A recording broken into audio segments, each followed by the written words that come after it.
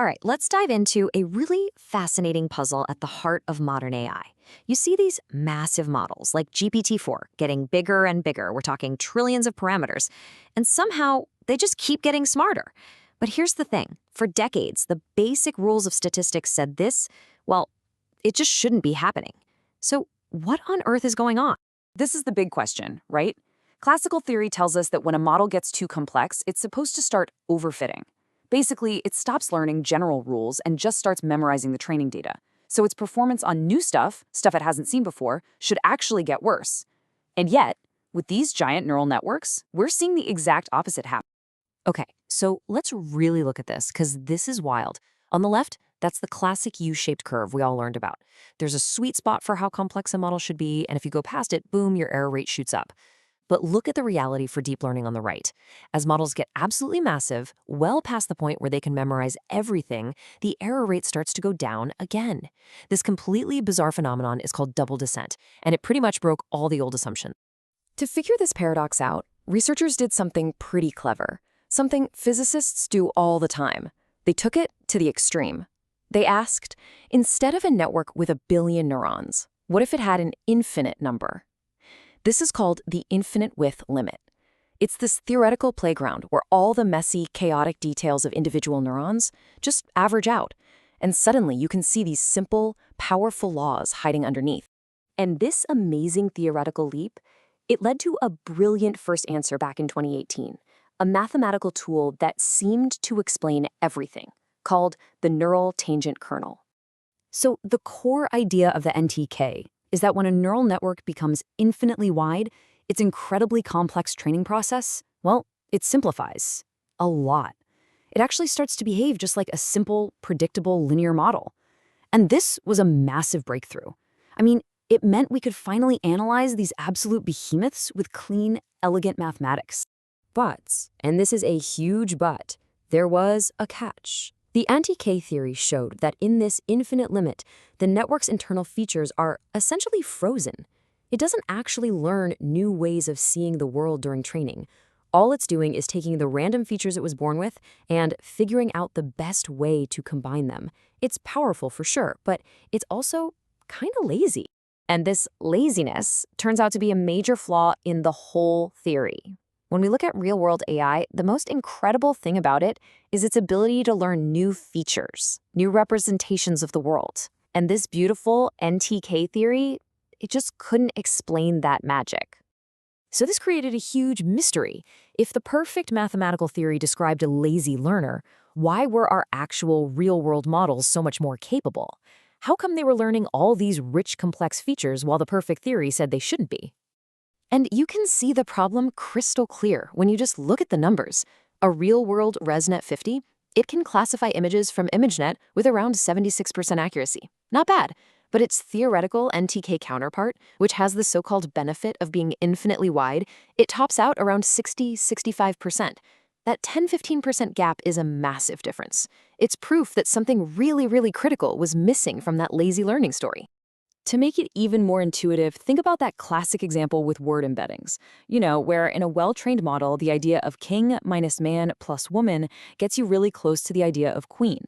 This shows the model has learned the concept of royalty. Well, in the lazy NTK world, that just fails. You get a random mess back. The model hasn't learned the meaning, it's just learned surface-level statistics.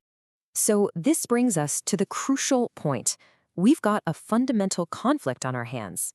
The whole field is basically split between two different ways a network can learn.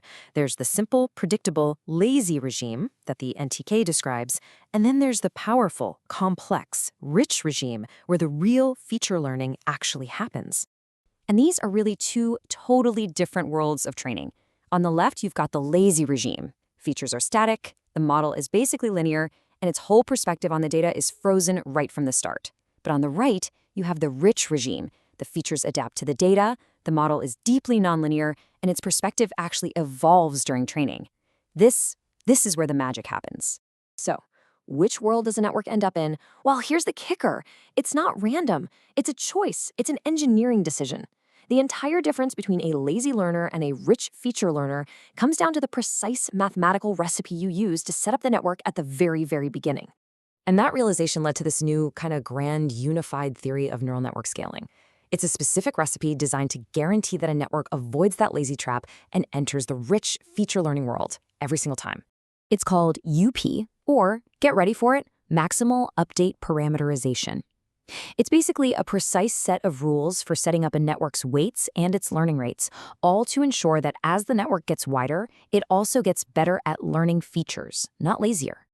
And the goal here is just incredibly simple and powerful. UPy is designed to make every single parameter in the entire network learn as fast as it possibly can without the whole thing just exploding.